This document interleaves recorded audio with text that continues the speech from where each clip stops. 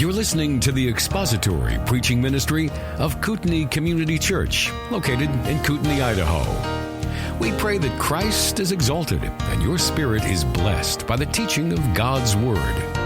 For more information about Kootenai Church, please visit us online at kootenaichurch.org.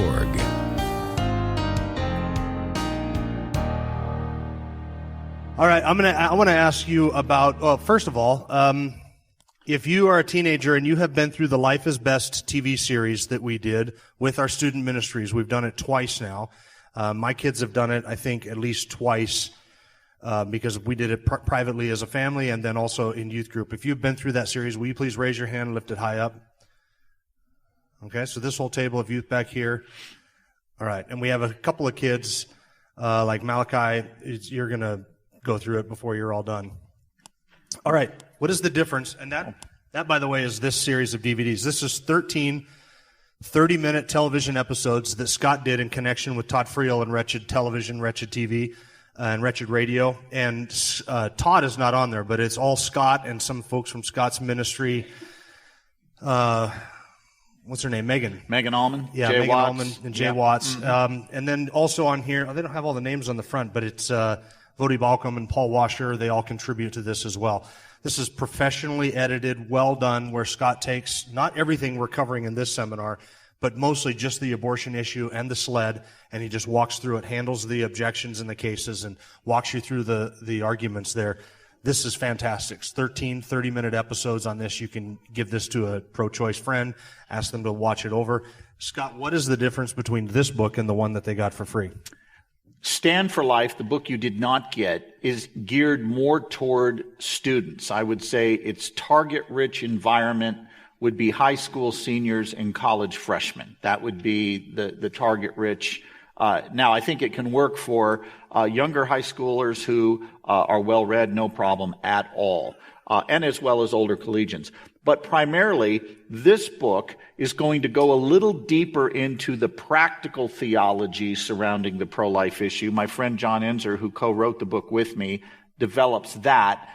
My side of it is a little less academic and a little more tactical, more on how do you practically engage, how do you deal with stuff at the street level. So if you think of the Case for Life as kind of being your foundational apologetic text, this one's gonna feel like an easier read, and there will be some material in this that is not in the Case for Life, and there will be material in the Case for Life that is not in this. So it's not just a rewrite of that book. I don't know if that answers the question. Yeah, so this book is kind of a combination of the Case for Life and Tactics in Defending the Faith. It's a nice combo that way. Yeah. All right, excellent. And I think that was it. You're on. That's it? Okay.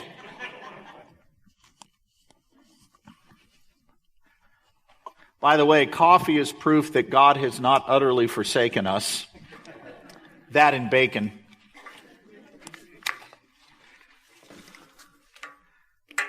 All right, I want you to, before we get started, let me just revisit something I brought up last session and didn't finish, so I'll finish it now. What about cases where the life of the mother is at stake? And let me give you an example where there is such a case. It's known as ectopic pregnancy. This is where the embryo, the human embryo, the tiny human being, implants on the inner wall of the fallopian tube instead of the uterine wall where it belongs. As that embryo grows in that narrow tube, it is in a pathological situation where it cannot survive. But it stands a real chance of killing the mother, because as that embryo grows in that narrow tube, the risk to the mother is obvious. The tube bursts, the mother hemorrhages to death. You're a pro-life doctor.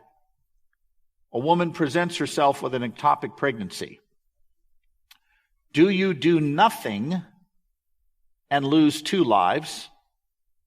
Or do you act in such a way you save 1 life, even though the unintended but foreseen result is the death of the embryo? And my answer is, I'm going to act to save the mother. Now, my critics are going to say, that's abortion. You just justified abortion. No, I didn't. Let's go back to our syllogism. It is wrong to intentionally kill an innocent human being. In this case, we do not intend the death of the unborn. We foresee it, but we do not intend it. In other words, a general in a just war can foresee the deaths of innocent human beings, but he doesn't intend them. Same thing here. We're not intending the death of the innocent human being. We foresee it. We can't save the innocent human being at that point. He's going to die in that pathological condition. The question is he going to take the mother with him? You're a doctor. The greatest moral good you can do at that point is act in such a way that you save one life rather than lose two. Now, I've had people say to me, well, that's just relativism. No, it's not. Relativism is you do whatever you want to do. Who cares? This is doing the greatest good you can given the hand you've been dealt. And I've talked to Christian women who've had pregnancies terminated that were ectopic, who felt they had committed the sin of abortion, and no, they have not. No, they have not. Because we're not intentionally killing an innocent human being. Now, I could even make the argument that by removing the child from his pathological situation, I have not made him worse off. He's going to die in the tube, and he's going to die if he's been removed. What I have done is remove him. I don't have a rescue plan for him because technologically we don't have one available yet. If we ever get a way to save those children, of course we should. But now the question is, am I doing the same as abortion when I act to save the mother's life in the case of ectopic pregnancy? And the answer is no. And the reason we know that is we go back to our syllogism. It's wrong to intentionally kill an innocent human being. Abortion does that, therefore it's wrong. This is not intentional killing. We foresee the death of the unborn as we act to save the mother, but we don't intend it. Do you see the distinction we're making here between foreseeing something and intending it? That's the distinction we need to keep in mind in light of our syllogism. If you have more questions about that during the Q&A, you can bring it up. But for now, I want to shift gears and talk about what I believe is the single biggest threat to your pro-life case and to your Christianity, by the way. Not just pro-life, Christianity. And that is the topic of relativism. So allow me to throw out a couple of statements to you, and you tell me the difference between these two statements. Statement number one, chocolate ice cream is better than vanilla. Some of you are going, them are fighting words. That's gospel truth. Preach it, brother. All right? Chocolate ice cream is better than vanilla. Statement number two, it is wrong to torture toddlers for fun. Is there a difference between those two claims? What's the difference? Give me some nominations. What's the difference between those two claims? What was claim number one about ice cream? What kind of claim is that? Opinion? I heard somebody say fact. What is it, though? What kind of claim is it? I heard opinion. Anybody else? Personal? It's about preferences. We could say it's a subjective claim, right? It's true for me, the subject, but not necessarily true for you. How about the second claim, though? How is the second claim about torturing toddlers for fun different from the one about ice cream? What's the difference between those two? Give me some nominations. How are they different? One is a moral claim. When I say it's wrong to torture toddlers for fun, I'm no longer talking about what I like or prefer. I'm talking about what? What's right and wrong regardless of preferences, right? In other words, we're out of the realm of personal tastes at that point. Our problem is our culture does not know the difference between claims about ice cream and claims about truth. Our culture hears whenever we make a truth claim, oh, you don't like that. When in fact what we're arguing has nothing to do with likes and dislikes. Is it possible to like something and still say it's wrong? Of course. Isn't most sin fun? Yeah. We like it because it's fun, but that doesn't mean we say it isn't. We don't say, or we don't pretend it's okay just because it's fun. Liking it isn't the same as saying it's right or wrong. Our culture doesn't know the difference. Maybe you've seen this bumper sticker. Don't like abortion? Finish the sentence for me. Don't have one. What does that do to the pro-lifer's truth claim? We argue, our syllogism, It's wrong to intentionally kill innocent human beings. Abortion does that, therefore it's wrong. What kind of claim are we making at that point? What kind of claim is that? Subjective or objective? Objective. We're claiming it's true regardless of one's preferences. What does that bumper sticker do to our objective truth claim? It changes it from an objective claim to what? A subjective one our culture likes better. It is entirely possible to like something and say it's wrong. Last summer, Stephanie and I went out to California to visit her dad. He was recovering from a motorcycle accident. Her dad is 85. He drives 2 Harleys, not 1. He surfs, he skis, and he had a pretty new Corvette sitting in his garage that was really nice to look at. And he was kind of recovering in the other room, and I told him, hey, I'll back that thing out of the garage and I'll detail it for you, and I did. I could have just as easily jumped in that car after detailing it, charged up PCH, opened that thing up as I'm blowing by Pepperdine, all the way up to Santa Barbara, and had the ride of my life and come back. He probably would have never known I did it. I would have liked to have done that, but I didn't do it. Why? Because it would be wrong. In other words, my liking something tells me nothing about right or wrong, and yet our culture has reduced all moral claims to mere preferences. And the worldview idling behind that, men and women, is relativism. Let me define that for you. Relativism is the belief that right and wrong are either up to you, the individual, or your society. Right and wrong are either up to you, the individual, or your society. But there's no objective standards that we're supposed to get in line with. It's all subjective. Right and wrong are totally up to you or your society, but that's it. There's nothing more we can ground right or wrong in. That's relativism. So let me give you some examples of this that we see all around us today. What is the most popular bumper sticker in America right now? Anybody want to guess? Coexist. You've seen this, right? You see the word coexist, and then intertwined are all the religious symbols of the major world religions. You see Christianity, Islam, Eastern religions. They're all represented in that. Now, let me ask a question. Do we need a coexist bumper sticker in America? Not really. Here's why. You don't get killed for believing the wrong thing here. Where do you need a coexist bumper sticker that pushes religious tolerance? How about Saudi Arabia? How about Iran, right? So why is this sticker such the rage here? Here's why. Our culture has redefined the term tolerance from tolerance of people to tolerance of all ideas being equal. You know what that sticker is really telling you? It's not telling you to be kind to people who disagree with you. It's not telling you not to kill them. You know what that sticker is really saying? It's saying, don't you dare claim that your religious truth claims are exclusive. Don't you dare claim that your religious view is true and someone else's is false, because they're all equally valid. Now, I can be a complete atheist and refute that argument. When you die, you're either going to go to heaven, go to hell, get reincarnated, rot in the grave, but you're not going to do them all at the same time, are you? Jesus either was the Messiah or he wasn't. If he was the Messiah, Christians are right, Jews are wrong. If the opposite is true, we're wrong, they're right. There's no middle ground there. All religions can't be equally true and valid, and yet that's exactly what that bumper sticker is trying to tell us. Why?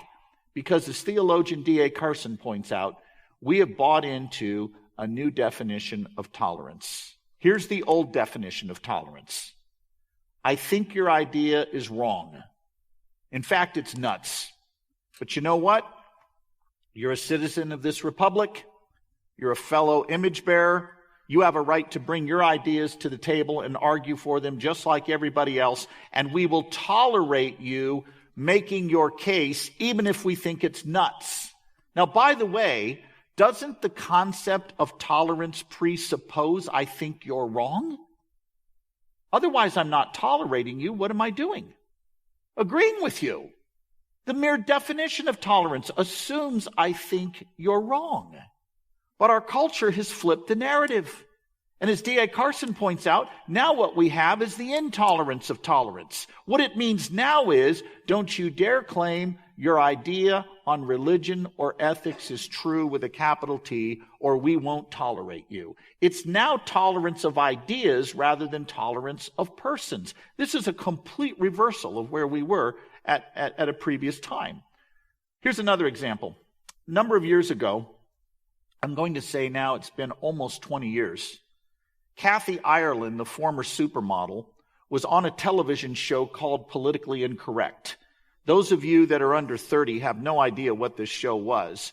But Politically Incorrect was hosted by a guy named Bill Maher. Any of you heard of Bill Maher? Is he even relevant anymore? Is he still around? Okay. Bill Maher hosted a show called Politically Incorrect that was anything but politically incorrect. It usually involved 3 liberals ganging up on 1 conservative, which made it about even. And this one particular night, the token conservative was Kathy Ireland, the former supermodel. She had been on the cover of Sports Illustrated in the late 80s, early 90s, I'm not sure which. But Kathy Ireland came on the set, and Bill Maher went right for it, right for the jugular. He says, "Kathy, why aren't you pro-choice?" Kathy said, "I'll tell you, Bill, I used to be pro-choice. I used to support abortion. But then my husband went to medical school. And when he was in medical school, I decided I wanted to stay involved in his intellectual life. I didn't want him reading all this stuff and just outpacing me at the intellectual level. I wanted to be able to converse with him about his vocation. And so I began reading many of the books he was reading for his medical school work. And one of the courses of study he had to take was a class in embryology. And the embryology textbooks I read indicated that there's a principle in biology known as biogenesis. Living things reproduce after their own kind. Dogs produce dogs, humans produce humans. I reasoned from that if the unborn come from human parents, they too are members of the human family. And if the unborn are members of the human family, Bill, we should not intentionally harm them. Abortion is the intentional harming of a member of the human family, and that's why I am no longer pro-choice. Good answer? Grand slam. Absolute grand slam. Get ready for Bill Maher's reply. Well, gee, Kathy, that's just your view. What did he just do? What kind of claim did Kathy Ireland make? Subjective preference claim or moral claim? Which was it? Moral claim. What did Bill Maher change it to? Preference claim that he liked better. He totally ignored her argument and changed the kind of claim she is making. That's relativism. Nick Cannon, the rapper, about 15 years ago wrote a song, "Can I Live?" It's a rap tune. He's a guy that was married to Mariah Carey, I think it was, for a while. It's about his own mother. When she was 17 and pregnant with Nick, was on the table in the abortion clinic, ready to abort him, and she changed her mind at the last minute. That's how we got Nick. So Nick writes a song as if he's speaking to his mother from the womb. And the lyric of the song had a sentence that set people off. In fact, the left got so angry that Nick called a lawyer friend of mine who conferenced me into a call with Nick and this lawyer, and Nick was explaining to us that he is literally taking physical threats for this song. Well, what was the line that set people off? Here's the line. Again, he's writing as if he's the unborn child speaking to his mother in that clinic that day. "Mom, I hope you'll make the right decision and not go through with the knife incision." Whoa. When people heard right decision, they got angry and said, "Who are you to say what the right decision is? Hey, Mr. Cannon, have you walked in her shoes? Do you know what her situation is? How dare you claim your view is right?" More recently, Britt Hume had an interesting moment on Fox News. I went home from church one Sunday to swap out a t-shirt that was giving me trouble. My wife will tell you, I'm a little bit strange. I cannot stand new clothes. They feel weird on me. I have to wash them, and she'll laugh at me for this, but the most comfortable shirts I have are threadbare. I wear nice shirts over them, but boy, if you saw what was underneath. No. I like these threadbare shirts, and when they're new, I don't know why, they just bug me. So we were in Sunday school class, and I drove home, and I said, I'll come back for service. I went home between Sunday school and church, and I was going to just quickly swap out this shirt and, come back later. Well, I got home, and I thought, the Lord won't mind if I check a quick football score. We're under grace, not law. And Luther said, love God and sin boldly. So I thought I'll just take a quick look at the screen. And I didn't get football, I got Fox News, and they were talking about Tiger Woods' marital problems. Now, you know Tiger Woods, he's had marital issues. And they had a panel there, 4 people. The first panelist said, well, he's got to get in touch with his core values. I'm thinking, what a stupid answer. His core values are twisted. That's why he's in the condition he's in right now. The next guy said he needs couch time, counseling. Yeah, I'll agree with that. Then they came to Brit Hume. And Brit Hume said this. Veteran, former ABC news journalist. He says, Brit Hume said, Tiger Woods will probably win another Masters, which, by the way, happened last spring. But he's not going to recover in his personal life if he doesn't reject Buddhism, which can't save him, and turn to the God of Christianity, who alone offers forgiveness and redemption. Outside of that, I don't see how he recovers. What happened on Twitter within 2 seconds? Brit Hume blew Twitter up. And the rage that ensued. Nobody said to Brit Hume, you're wrong about Jesus being the only way to salvation. He didn't rise from the dead. There's no historical evidence for that. Your Christian view lacks substance. No, they were mad that he claimed to be right in the first place. That's relativism. Let me give you the 3 types of relativism that you're going to encounter. These will be in your notes. The first kind of relativism is what we call society does relativism. And this comes out of a book by Greg Koukl and Frank Beckwith called Relativism, Feet Firmly Planted in Midair. Love that title. Society does relativism says this. Hey, Christian, cultures disagree on what's right and wrong. Why, this culture over here says you can only have 1 wife. This culture over here says you can have 12. That one over there says 3. Cultures disagree on what's right and wrong. Who are you to say what the right way is when so many other people disagree on what truth is when it comes to morals? Question, how does it follow that because people disagree, nobody's right? Did people once disagree on slavery? Did it follow there was no right answer? Did they once disagree on women having the right to vote? Did it follow there was no right answer? The fact that people disagree means, wait for it, they disagree. It does not mean there's no right answer. Hadley Arkes puts it well. The absence of consensus does not mean an absence of truth. Merely pointing out differences tells us nothing. All it does is describe the situation. It doesn't say how we ought to behave. C.S. Lewis makes a good point that sometimes the disagreements aren't as wide as we think they are. And there's 2 reasons for this. Often, the disagreement is factual, not moral. How many of you have ever been to the PragerU website and seen the videos that Dennis Prager puts up, or you've listened to him on the radio? Can I see your hands? Okay. Word here. Dennis Prager is probably the smartest guy on nationally syndicated radio you'll ever listen to. And if you want to learn how to just get in the habit of learning to think clearly, he's a good guy to listen to. He's not a Christian. You will not agree with him on everything. This is not about whether I agree with Dennis on everything. It's about watching how his mind works. I love the guy. I really do. Dennis and I once had a discussion about abortion. And Dennis and I agreed on this principle. all humans have value because they bear the image of God. We agreed on that. However, he felt the early embryo was not a human being, and therefore early abortion, though perhaps regrettable, was not immoral. He's since changed his view, but that's where he was at the time. Was our difference moral or factual at that point? What do you think? Anybody say factual? Raise your hand if you say factual. You're right. What was the moral principle we agreed on? That all humans have value because they bear the image of God. He just disagreed with me on the factual question, is the unborn human? Our moral difference didn't exist. We were agreed morally. Our difference was on the evidence.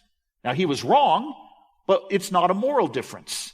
And Lewis is right. Sometimes the differences are not moral, they're factual. And by the way, cultures don't disagree as much as we think they do. Yeah, that culture over there says 3 wives, this one says 12, this one over there says 1, but no culture says you can make any woman you want your wife forcibly. There's more agreement than we might like to admit. The second kind of relativism you're going to run into is what's called society says relativism, and it goes like this. There's no objective moral standard, no God that we're beholden to, no moral law in Scripture or anywhere else. Rather, the highest authority is what we approve of at a societal level. We form a contract, a social contract that determines right and wrong, and there's nothing above that that we appeal to. Social contract theory comes right out of the French Revolution. And this idea says that not the church, not the state, rather every culture master of its own fate. We make up the rules. That society says relativism. But society says relativism has some problems. First of all, let me throw out some names, and you tell me if you consider these people good guys or bad guys. Jesus of Nazareth, good guy, bad guy. Winston Churchill, good guy, bad guy. Good guy. By the way, I don't mean good in the theological sense that they are right with God. I mean good in a moral sense that our culture looks at them as moral heroes. All right? So Winston Churchill, good guy, bad guy. Good guy. Martin Luther King Jr., good guy, bad guy. Good guy. There's something common to all three of those. Every one of them went against their culture. Every one of them. Jesus went against the temple culture. He overturned the tables, reestablished what it meant to turn God's house into a house of worship. He challenged the existing morality. If society says relativism is true, if society is the highest moral order and you go against it, what are you by definition? Evil. That means Jesus was evil because he went against his culture's morality. It means Martin Luther King was evil. It means Churchill was. By the way, did you see the movie The Darkest Hour? Did any of you see that movie? Good movie, had 20 minutes that was absolutely dreadful, but other than that, it was a good movie. Churchill never wavered on whether to make a deal with the Nazis. He never once considered it. That was complete fantasy.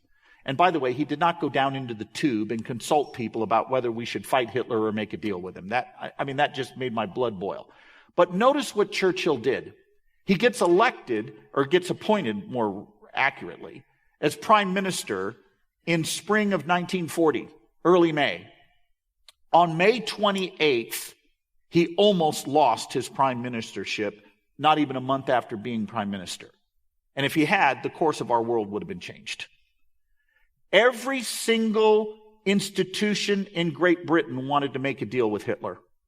Think about where the Brits were at this point. They were facing their expeditionary force getting wiped out at Dunkirk. Hitler was poised to take all of Europe. Mussolini, the Russians were all allied with him at that time. Britain stood alone.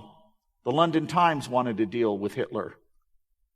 Churchill's own political conservative party wanted to deal with Hitler.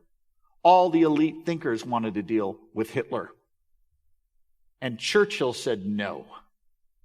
And his own war cabinet was trying to remove him as prime minister. Churchill got wind of it.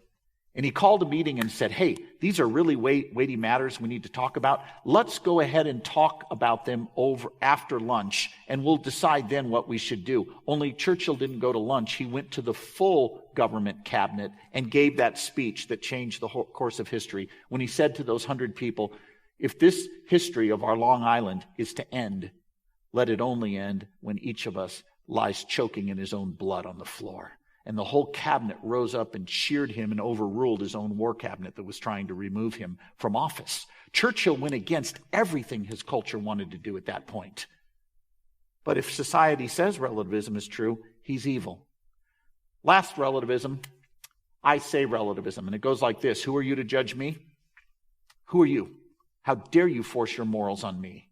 You've heard this all the time. Very common expression, something that we've heard anytime we bring up abortion, and you'll hear it many times. So, how do we deal with relativism? Let's shift gears now, talk about how we deal with this with people on the street that you encounter. The first problem with relativism, it's self-refuting. So, let me say a few statements, and you see if you can spot the flaw in them, okay?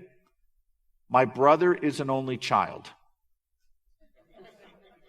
So you go, really? I saw him on Oprah. I can't speak a word in English. Don't take anybody's advice on anything. You're in rare form as usual. Question authority. There is no truth. The Seahawks will win the Super Bowl. No, what's wrong with all those? What's wrong with all those statements? Is this Seahawk country, by the way, or sorta? Unfortunately. I just heard somebody say, you're not preaching tomorrow. What's wrong with each of those statements? We're self-refuting. My brother is an only child. If you need help with that, there's caffeine back there. Don't take anybody's advice on anything, including that advice. You're in rare form as usual. Again, hit the coffee pot. You get the idea. These statements literally refute themselves. When somebody says, you shouldn't force your morals on me, what did they just do? Forced a moral view on you. It's like they're saying there are no moral rules. Oh, but here's one. Don't you dare claim to be right. We're about to put a quote up on the screen that's going to illustrate this. And here's what I'd like you to do. We're going to put it up there. I'm going to have you discuss it around your tables when I tell you to. Let me give you the context for this quote. There's a group called the Genocide Awareness Project that takes large abortion imagery posters. Imagine a poster about twice the size of this screen here. And they take 30 of those with professionally airbrushed photographs of aborted fetuses. They put up warning signs on the walkways approaching the display saying, if you don't want to see these images, walk the other way, which of course does what? Causes everybody to come and look. And they see this display, and it is a testament to what abortion is on college campuses across the U.S. You're about to read a quote from a Greg Dickinson at the University of Maryland who saw this display. He was not happy, and he goes to his school newspaper to complain. And this is what he wrote. What I'd like you to do in your tables, I'd like you to read this quote, but I want you to read it looking for only one thing, only one. I don't want you to pick apart everything the guy says. You'll find lots to disagree with. That's not the point here. I only want you to jot down phrases or words that he uses that are totally self-refuting to the point that he's making. Everybody clear on what your assignment is? You're only looking for where his argument is self-refuting. Where does it destroy itself? Where does it literally commit suicide? That's all I want you to note. So can everybody see that? Can anybody not see that? All right, we'll scroll down it as we get near the end. It's a short quote, but I want you just to look for that. So at your table, grab a paper and pen and get ready to write, where does his argument commit suicide? I'll give you just a couple of minutes on this, then I'll pull you back together, and let's see if we can identify where it does. All right, so ready? Go ahead. One of you, if you want to read it out loud, one of you at your table read it out loud. The rest of you make notations. You can do that. Ready? Go. Some of you are having way too much fun with this. Yeah, you can go ahead and scroll up a little more.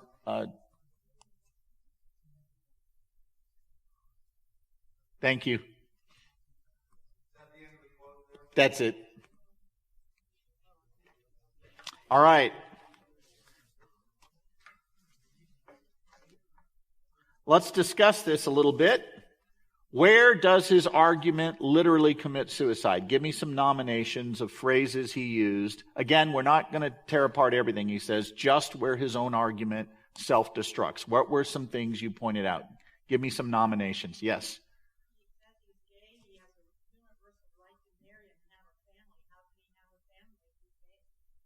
Okay, that would be certainly a critique of his lifestyle. But where does his argument actually commit suicide? Since the sound booth saved my bacon by getting this quote up here, we are going to go to them for an answer. Go ahead. I know what it's like to be judged.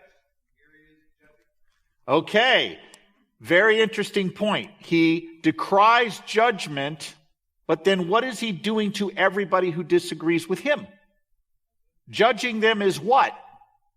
Not just wrong, what? Evil. Yeah, absolutely. What else? Good. Yes. Yeah, he kind of vacillates there. He says abortion, I'm pro-choice, but abortion's a horrible act. By the way, when someone says to you they personally oppose abortion, what's the next word you're going to hear? But. When they give you that line that they personally oppose abortion but think it should remain legal, here's the question you put to them. Why are you personally opposed to abortion? Why? I mean, why be opposed at all? Well, because it kills a baby. Can I repeat back what you just said to me? You personally oppose abortion because you say it kills a baby, but you want it to be legal to kill babies? They don't think about this stuff. But that's what they're saying. Yeah, very good point. What else? Yes, sir. The morals. I want to keep my morals to myself. Yes, I want to keep my morals to myself, but I'm going to go to the school newspaper and publicly state that everybody who disagrees with me is wrong, evil, immoral. Personal morals must be kept personal, so let me state that publicly to anybody who disagrees. Yeah, that's a bit of an issue. What else? What else did you see in this? What was the weasel word that clued you in that he can't live with his own worldview? Did you see a word that popped up more than once in this passage? I'll give you a clue. It starts with the word or the letter M. Must. How do we get must and ought in a relativistic world where morals are completely personal? You can say you prefer, but must? How does he get that? Anybody else spot anything in this that relates to the self-refuting nature of what he was arguing? Yeah, Diane. Yeah, what about that? He says, everything's personal, but these are rights I consider universal, and I have an unwavering commitment to them. Yeah, that doesn't go together.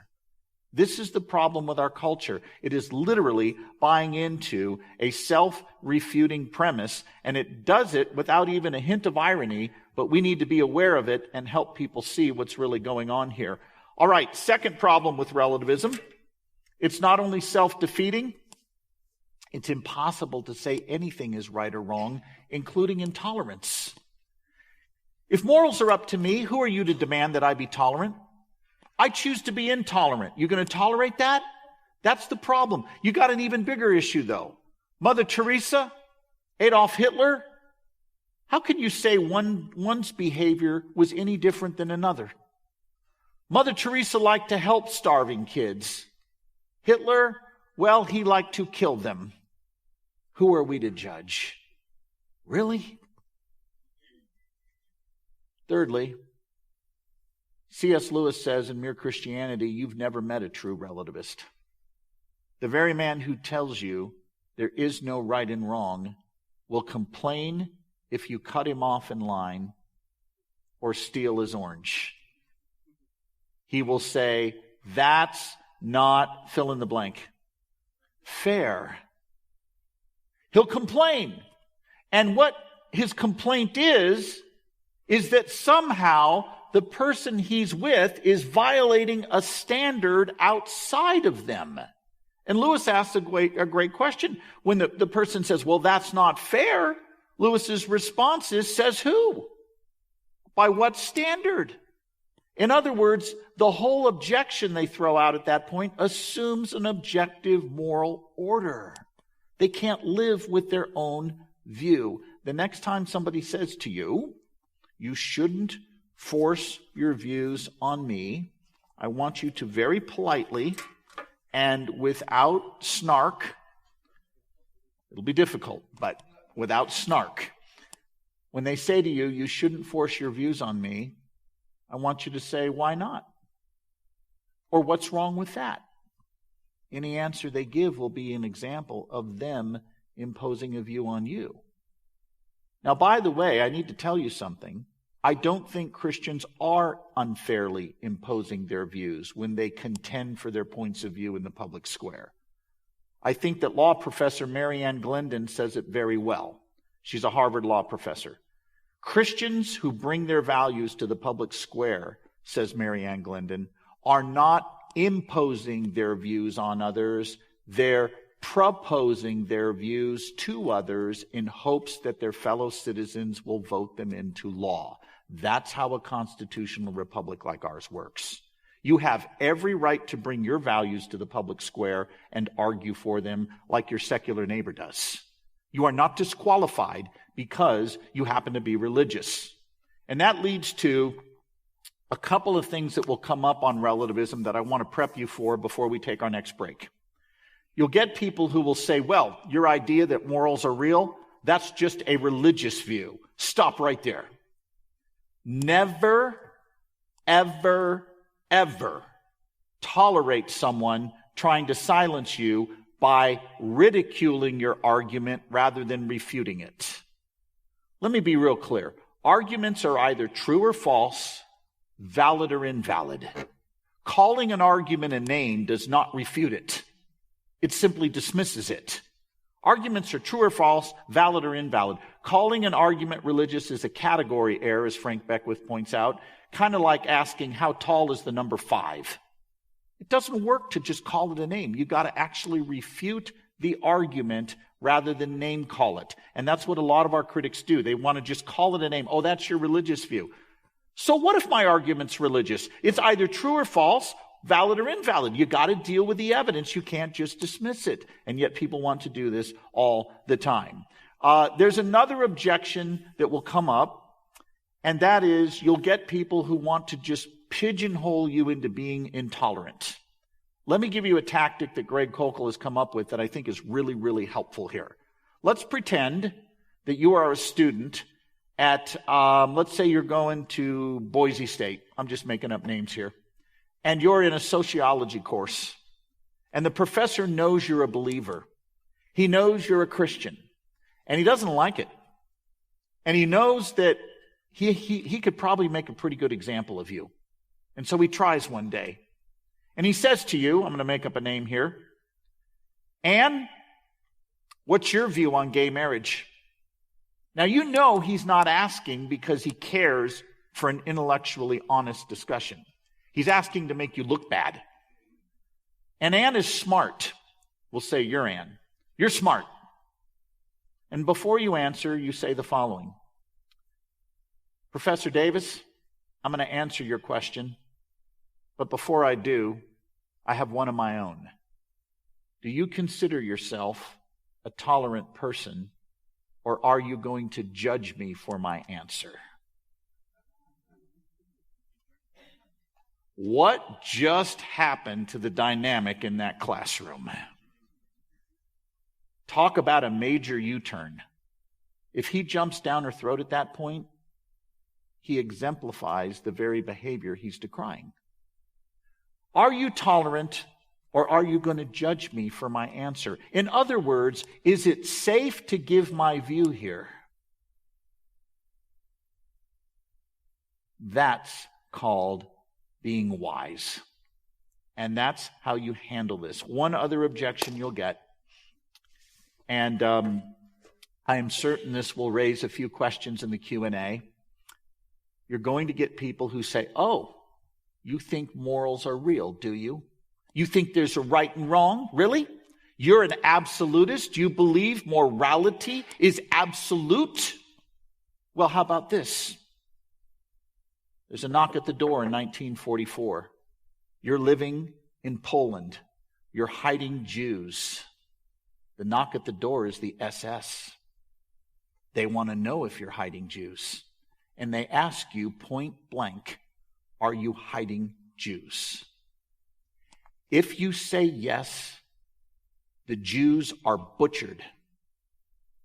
If you say no, you've not told the truth, which violates your own absolute morality. So what are you going to do? You will be asked this. So let me help you unpack this. First of all, did I argue today that morality is always absolute, or did I argue it's objective? Which did I do? Objective, meaning it's true, real, and knowable. What do you do when two objective moral principles collide? How are you going to get out of that? Now, by the way, these are exceedingly rare situations. The only reason I bring them up is your critics are going to bring them up. This is preemptive here. Students, if you think any of this is going to give you a license to not tell the truth when you haven't done your homework, forget it. Okay, these are rare cases. What do you do when two moral principles collide? So let's look at these two moral principles. Save the lives of innocent human beings. Tell the truth to evil men who will misuse it to kill innocent human beings. Which moral truth carries the greater moral weight in that situation? I'm going to save the Jews. Now, somebody says that's relativism. No, it's not. Relativism says do whatever you want. I'm giving greater moral weight to the greater moral principle. Now, can you think of a case in Scripture where this happened? Rahab? Where else? Hebrew midwives. Pharaoh tells them, hey, kill all the firstborn boys in Goshen. A couple years later, Pharaoh's out there sitting on his deck, chilling in the afternoon sun. He hears all these kids squawking in Goshen. He calls the midwives over. Hey, what happened? You're supposed to snuff those guys. What happened? And do you remember their answer? Well, the Hebrew midwives, sir, they give birth so quick because they're so stout-hearted we couldn't get to the kids in time. Was that the truth? I don't think so. Now, again, I want to make something very clear.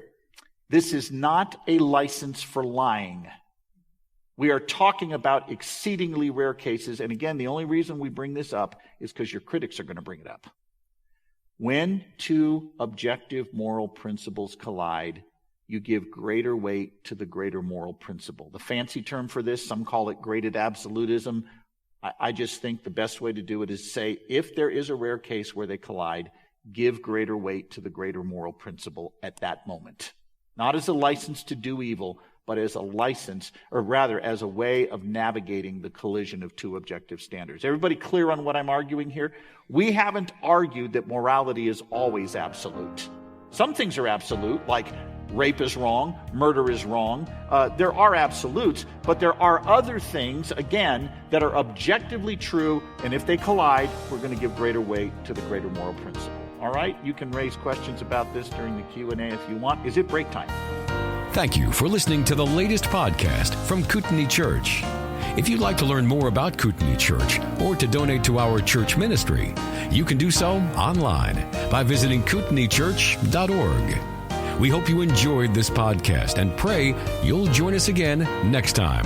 Once again, thank you for listening.